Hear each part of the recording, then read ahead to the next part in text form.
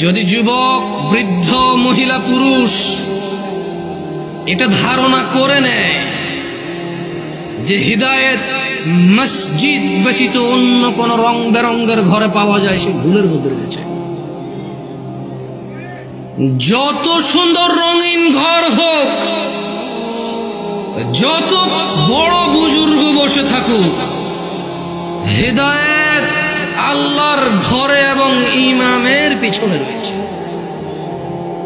ওই ইমাম, যে ইমাম কোরআন ও সহিহ সুন্নাহর আলোকে তার মুসল্লিদেরকে পথ ও মত নির্দেশ দেয়। সময় থাকতে ফিরে আসো নয়াপাড়ার মানুষ। ওয়াল্লাহি তোমার গুলশানের বাড়ি গাজীপুর সদরের ওই ফ্লট আর ফ্ল্যাট, তোমার এই নয়াপাড়া গ্রামের 20 বিঘা সম্পদ, অথবা তুমি সে যার এগুলোর কোনো কিছুই নেই। তোমাকে বলে রাখি, তোমার রব কি দিয়েছে তোমাকে? তিনি তোমাকে নিঃশ্বাস দিয়েছে, যার বদৌলতে তুমি এখনো পৃথিবীতে টিকে আছো। যদি তোমার রব তোমার থেকে এই নিঃশ্বাসটুকু ছিনে নেয়, তোমার শরীরটা 24 ঘন্টার ভিতরে ঘৃণিত হয়ে যাবে। কেউ সোজা মুখে তাকাবে না, নাকে কাপড় দিয়ে তোমার দিকে তাকাবে।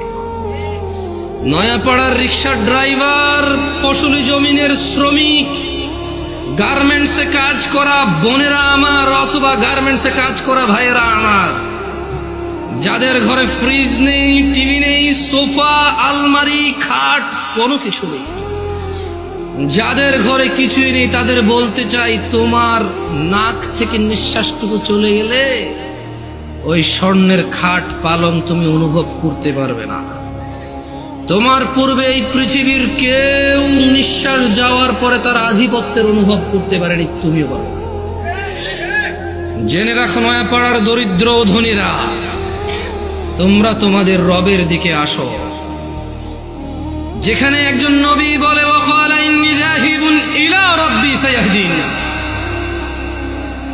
আমি আমার রবের দিকে চললাম, তিনি আমাকে অবশ্যই হিদায়েত দেবেন। তোমরা রবের দিকে যাবে তো ইনশাআল্লাহ। সময় থাকতে ফিরে আসো নয়াপাড়ার মানুষ। নয়াপাড়ার মানুষ নিজেকে মুসলিম মুখে বললে চলবে না, মুসলিম পরিচয় দিতে হবে।